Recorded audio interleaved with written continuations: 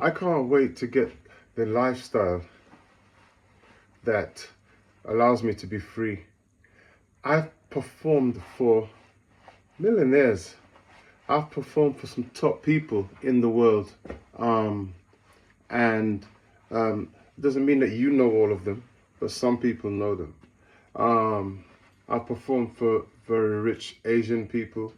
I've performed for rich European people, white people, um, people from Europe, people from England, um, people in Eton, in Oxford, Cambridge, and all those types of places. And, you know, the future prime ministers, future government people, dignitaries, perform for prime ministers.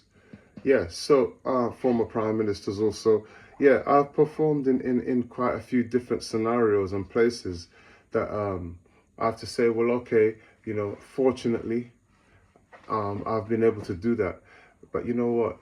I've never, I've looked at what they've had and looked at what they have acquired, but never been jealous, never been envious, never been a person looking to sort of see what I can get out of it. No, ever.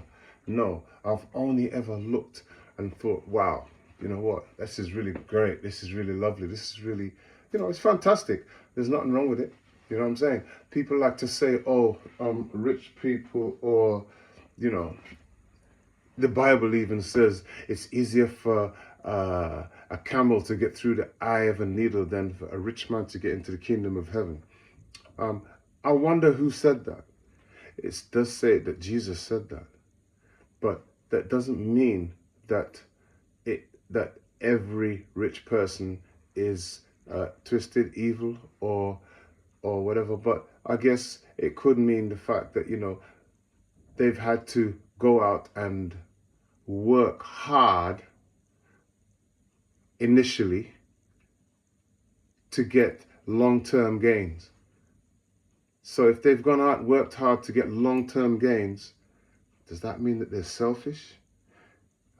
Everything comes down to attitude, doesn't it, really? It comes down to your attitude. It comes down to your whole persona and how you actually come across to other people. So if you're coming across to other people like you're just greedy, mean, and selfish, then yes.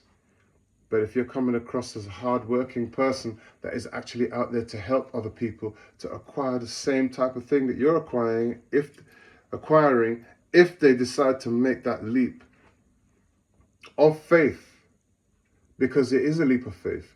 If you can make that leap of faith, then you're ready. You're there. You're ready to do that. And then you can do so much good for people, or what you call the have-nots. Yeah? But the way it works out is the haves want the have-nots to suffer. The haves want to have even more and leave the have-nots clinging to what they have, barely surviving, folk barely existing, living paycheck to paycheck, which is absolutely and fundamentally flawed, and very disagreeable. I don't like to say evil, I say disagreeable, because why do you want to do that to someone? Why are you giving the person that choice? You don't want that person to reach the same level as you. That's what that's where the situation lies with the type of statement that I mentioned earlier, that it's easier for a camel to get through the eye of a needle. But that doesn't mean, but that's only for the people, okay, who are of a particular mindset, that wish to think about the fact that rich people are negative, rich people are evil, and rich people are selfish, wicked, and all the rest of it. And we know that that's not the case. There's plenty of people who think that, but then they'll go and they'll praise King Charles. Oh, he's so fantastic. Look at him. Isn't he fantastic? He's so one. Oh, I wish I could have touched the hem of his brow. Or I wish I could have, you know, gone to Buckingham Palace and taken a look at some of his great things. And I mean, You're saying one thing and you're saying another thing. Yeah? You're saying one thing and you're saying another thing. Yeah? You're fake, faker than the fakest. And in fact, you're so fake, you're actually delusional. You're actually warped. You're actually not all there. If that's what you believe, if that's what you think, if that's how you operate, if that's the kind of words that come out of your mouth and the kind of aspirations that you have, you lost the plot, mate. Your aspirations is supposed to be to create generational wealth for your family, your children, and your children's children's children, and to have for them to live in a holy, blessed, and guided way that allows growth and allows an abundance for all who are part of the family. If you can have that, then what else do you need? But even when you have that, if you are a person that is an aspirationalist, you're going to continue to aspire for more. Is that greedy? No, it isn't. Because the people who think it is greedy is because you only see one thing. Yeah, all you see is people that are acquiring wealth. But what the backside are you doing? What are you doing about acquiring? Or, oh no, I'm just comfortable where I am. Okay, I've got a house and I've got a car and, so I'm comfortable where I am. I've got a little job, and I'm doing that. And then my pension is going to take care of me. I don't need anything else. Yeah, right. My backside. Sorry. The fact is that whatever the government tell you... The fact is that, check it out. You see, they're always listening, aren't they? That is supposed to be serious. Who's jumping in and saying the words that I'm saying because it believes that I said, hey Siri, and I didn't say that. But the fact is that the government, any of the governments around the world that tell you you're going to be able to get a beautiful pension, which we're going to pay 15 or 20% into, and then you just have to pay 11% or whatever it is, okay? Which retired person do you know that is able to, when they retire, to upgrade their car? Let's not talk about the house. Let's just talk about the ride. Because they're still going to be driving. The ones who drive are still going to be driving. Which one do you know can upgrade their car? Please tell me. Please, I'm listening. I'm waiting. Do you know one that is able to upgrade their car? Not nowadays.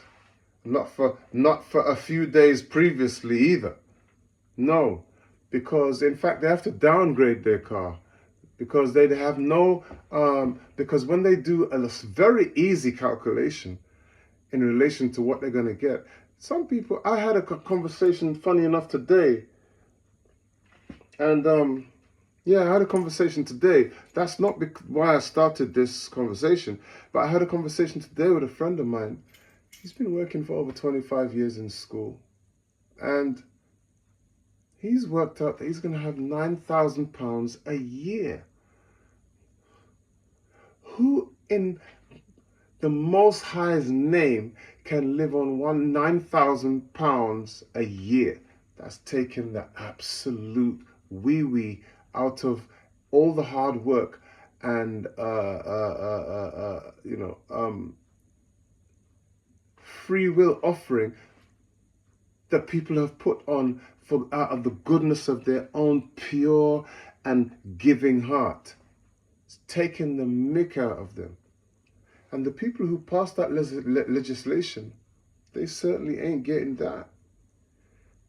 That's for damn sure.